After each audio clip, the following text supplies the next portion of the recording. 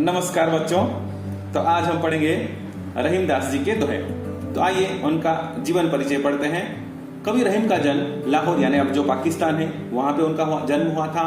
1556 में हुआ था। उनका पूरा नाम था नवाब अब्दुल रहीम खानन खान था।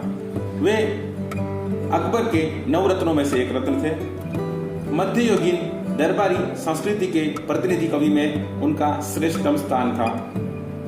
इन्होंने अपने काव्य के माध्यम से जनता को नीति संबंधी बात बताई, उनका मार्गदर्शन करने का प्रयास किया।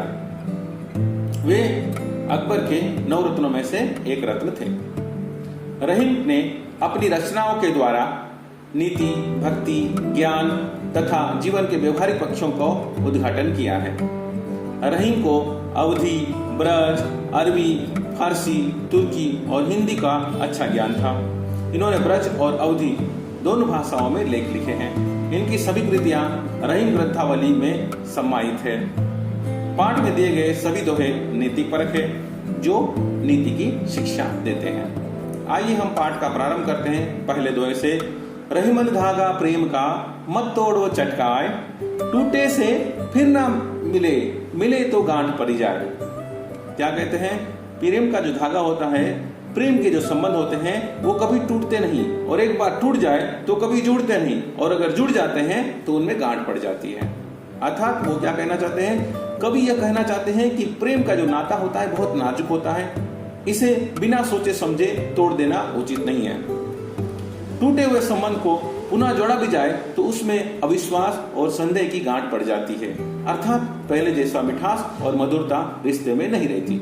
इससे हमें यह शिक्षा मिली कि जितना संभव हो प्रेम से आपसी संबंध बनाए रखना चाहिए और आपसी संबंध को कभी नहीं तोड़ना चाहिए। दूसरे दोहे में हमें यह पता चलता है कि रहीमन निज मन की व्यथा, मन ही राखो गोई, सुनी अठ ले या लोग सभी, बांट न ले कोई।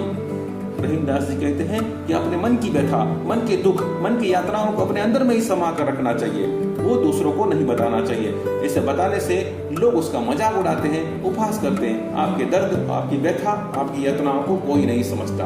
अर्थात कवि इस दोहे में यह कहना चाहते हैं कि अपने दुख को किसी से नहीं बांटना चाहिए, अपने दुख को अपने हृदय में संजो कर रखना चाहिए, क्योंकि ये संसार दुख सुनकर उसका उपहास करता है, मजाक उड़ाता है, अटखेलियां लेता है। आपके दुख को कोई बांटता नहीं। तीसरे दोहे में एके साधे सब सदे, सब साधे सब जाए, रहीमन मूल ही सींचिए, फूले फले अघाए। कबीरदास जी कहते हैं कि इस दोहे के 2 अर्थ बताते हैं। एक यह कि रहीम कहते हैं कि जिस प्रकार जड़ को पानी देने से स्वयं तो उस पौधे के अन्य भागों में भी पानी पहुंच जाता है, उसी प्रकार मनुष्य को एक ही ईश्वर की आराधना करनी चाहिए, उसी से ही उसके सारे मनोरथ पूर्ण हो जाते हैं। ठीक इसी प्रकार आपका आराध्य देव, आपका इष्ट एक ही हो तो आप उससे मनोकामना करते हैं और सारी मनोकामना पूर्ण हो जाती है। जैसे पौधे के पेड़ की जड़ को सींचने से पेड़, तना, फूल, पौधे, फूल, पत्ते सब तक उसका पानी पहुंच जाता है। इसलिए हमें जड़ को सींचना चाहिए। रहीम कहते हैं जैसे पौधों को जड़ से सींचने पर ही फल फूल मिलते हैं, वैसे ही मनुष्य को एक समय में एक ही कार्य ध्यान लगाना चाहिए, तभी उसके सारे कार्य पूरे हो सकेंगे। यहाँ 2 अर्थ मिला। एक तो मूल को सींचना चाहिए और दूसरा हर एक कार्य को एक एक करके करना चाहिए। ये 2 अर्थ है। ठीक है, आगे बढ़ते हैं। चित्रकूट में रवि रहे, रहीमन अवध नरेश, जा पर विपदा पड़त है, सो आवत यह देश। रहीम जी चित्रकूट की महिमा का वर्णन करते हुए कहते हैं कि चित्रकूट ऐसा स्थान है जहां अवध के राजा राम वनवास के दौरान यहाँ पे आए थे। जिस किसी पर भी संकट आता है वो शांति पाने के लिए इस स्थान पर आ जाता है। ये कहते हैं कि जब श्री रामचंद्र जी वनवास गए थे तो उन्हें जो तकलीफ पीड़ा जब हुई थी तो वो चित्रकूट में आ गए थे और वहां उन्हें आनंद और संतोष मिला था। चित्रकूट एक मनोरम का स्थान है। 5वें दोहे में धीरक दोहा अर्थ के आखर थोड़ी अही, जू रहीम नट कुंडली, सिमटी कूदी चढ़ी जाए। यहाँ पे कवि ये कहना चाहते हैं कि धीरक दोहा अर्थ के जो दोहे होते हैं वो थोड़े अर्थ में व्यापक, थोड़े शब्दों में व्यापक अर्थ देते हैं। ठीक उसी प्रकार जो कलाकार होता है वो कुंडली मारकर अपने शरीर को इस तरह से वो सिंकुली में, एक छोटे से कुंडली में इस तरह से वो अंदर से निकाल देता है कि अपनी कला में वो माहिर हो जाता है। यहाँ पे ये कहते हैं धीरज दोहा अर्थ के आखर थोड़े अही, कम शब्दों में ज्यादा अर्थ देना ये दोहा का कार्य है। ठीक उसी प्रकार जो कलाकार होते हैं अपने शरीर को इस प्रकार कुंडली बनाकर वो अपने शरीर को बाहर उछालते हैं और अपनी प्रतिभा को वो निखारते हैं। सिमटी कूदी चढ़ी जाए, जो रहीम नट कुंडली, नट यानी जो कलाकार होते हैं, जो बाजीगर होते हैं, वो अपने शरीर को किस प्रकार करते हैं, वो इस तरह समुट कर वो बाहर फेंकते हैं ताकि वो उस रिंग से वो आसानी से निकल जाते हैं और अपनी प्रतिभा का प्रदर्शन करने में वो सक्षम होते हैं। इस दोहे की दूसरी पंक्ति में कुंडली का अर्थ लोहे का गोलाकार चक्र समझते हुए अर्थ इस प्रकार बताया जा सकता है कि जिस प्रकार नट अपने शरीर को, नट यानी बाजीगर कलाकार, नट अपने शरीर को सिकोड़कर तंग मुंह की कुंडली में से आसानी से निकल जाने का कर्तव्य दिखाता है, उसी प्रकार कवि दोहे में थोड़े से शब्दों का प्रयोग करके गहरे अर्थ वाली बात कह देते हैं। मेरी राय में यह पहला अर्थ अधिक सटीक है। दोहे की विशेषता का ज्ञान, यानी दोहे की महत्वता को ज्ञान देता है कि दोहे में कम शब्दों में व्यापक अर्थ प्रकट कर सकते हैं। आइए 6 नंबर पर चलते हैं। छठा दोहा। धनी रहीम जल पंख को लघु जी पियत अघाय, उद्धति बड़ाई कौन है जगत प्यासो जाए।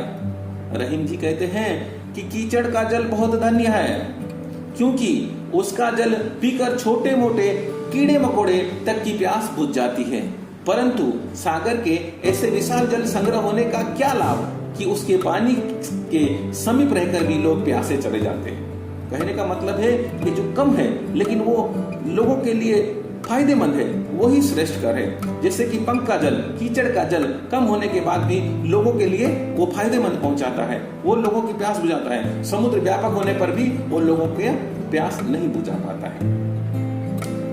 7वें दोहे पर चलते हैं। नाद रिजी तन देत मुर्ग, नर धन हेत समेत, ते रहीम पशु से अधिक रिझा कुछ ना देत। यहाँ कहते हैं कि दोहे के प्रथम पंक्ति में रहीम जी कहते हैं कि मृग मधुर तान पर मोहित होकर शिकारी के हाथों में स्वयं को सौंप देता है और मनुष्य किसी कला पर मुग्ध होकर उसे धन नहीं देता है। अगली पंक्ति में वे कहते हैं कि जो व्यक्ति किसी की कला पर मुग्ध होकर या रीझ कर वो या मुग्ध होकर या उससे कुछ नहीं देता है, वो पशु से भी हीन है। यानी कला का सम्मान करना चाहिए। कला से अगर आप प्रभावित होते हैं तो उन्हें दान देना चाहिए, उन्हें प्रोत्साहित करना चाहिए। तो कवि यह कहना चाहता है कि जो लोग कला की कदरदान है उनका वो मान करते हैं, और जो कला की कदरदान नहीं करते उन्हें वो पशु तुल्य मानते हैं। बिगड़ी बात बने नहीं लाख करे किन कोई, रहीमन फाटे दूध को मथे न माखन होय। कबीरदास जी कहते हैं, रहीमदास जी कहते हैं कि जिस प्रकार फटे दूध को मथने से मक्खन नहीं निकलता, उसी प्रकार यदि कोई बिगड़ जाती है बात तो वो दोबारा नहीं बनती। अर्थात हमें सोच समझकर बोलना चाहिए, हमें तोल बोल कर बोलना चाहिए। एक बार अगर आपके मुंह से शब्द निकल जाते हैं तो वो फिर से सुधरेंगे नहीं। जिस तरह दूध फटने से उसका माखन नहीं बनता। रहीमन देखे बड़न को लघु न दीजिए डारी, जहां काम आवे सुई कहां करे तलवारी। रहीम कहते हैं कि जहां पर सुई का काम होता है वहां तलवार की आवश्यकता नहीं होती, इसलिए बड़ों की तुलना में छोटी चीजों को अपेक्षा नहीं करनी चाहिए। शिक्षा यह है कि हर बड़ी और छोटी वस्तु का अपना एक महत्व होता है। अर्थात कबीर रहीमदास जी ये कहते हैं कि छोटी चीजों को छोटा समझकर उनकी अवहेलना नहीं करनी चाहिए, क्योंकि सुई जो काम कर सकती है वो तलवार कभी नहीं कर सकती। रहीमन निज संपत्ति बिना को न विपत्ति सहाय, बिन पानी जो जलद को नहीं रवि शकाय बचाए। रहीमन निज संपत्ति बिना को न विपत्ति सहाय, बिनु पानी जो जलज को नहीं रवि सके बजाय। रहीम जी यहाँ अभी अपनी स्वयं की संपत्ति का महत्व बताते हैं। रहीम जी कहते हैं जिसे बिना पानी के कमल को सूरज भी नहीं बचा सकता, उसी प्रकार विपत्ति में अपनी संपत्ति नहीं होने पर भी कोई सहायता नहीं काम आती। कवि यह कहना चाहते हैं कि मनुष्य को निजी संपत्ति का संचय करना चाहिए, मुसीबत में उसका रक्षक बन सकती है। यानी मुसीबत में आपका एकमात्र सहारा कौन है? आपकी खुद की संपत्ति। दूसरे अर्थों में क्या करते हैं, सूर्योदय होने पर कमल खिलता है, जल में ही रहता है, परंतु जल न होने की स्थिति में सूर्य भी कमल की सहायता नहीं कर पाता है। सूर्य कमल को जीवित रखने की बाहरी शक्ति, जबकि जल उसकी आंतरिक शक्ति है। उसी तरह मनुष्य में भीतरी शक्ति होना अत्यंत आवश्यक है, तभी मुसीबत में दूसरे भी सहायता करेंगे। कवि यहाँ ये सीख देते हैं कि संकट के समय में मनुष्य को अपना सामर्थ्य, ज्ञान एवं विवेक ही उसका रक्षक बनेगा। यानी हमारी जो संपत्ति है, हमारा सामर्थ्य है, हमारा ज्ञान है, हमारा विवेक है, यही हमारी अपनी संपत्ति है जो हमें विपत्ति में हमारी सहायक बनेगी। जैसे कि पंख को जो कमल होता है उसे सूर्य यानी बाहरी शक्ति उसकी सहायता नहीं कर सकती, जबकि उसके पास जल ही नहीं है।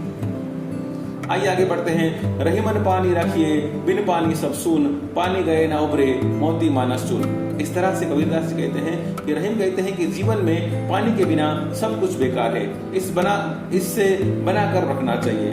पानी के बिना सभी व्यर्थ होते हैं, फिर चाहे वो मनुष्य हो या कोई और। मोती के संदर्भ में जल का अर्थ है चमक या अब, इसके बिना मोती का कोई मूल्य नहीं है।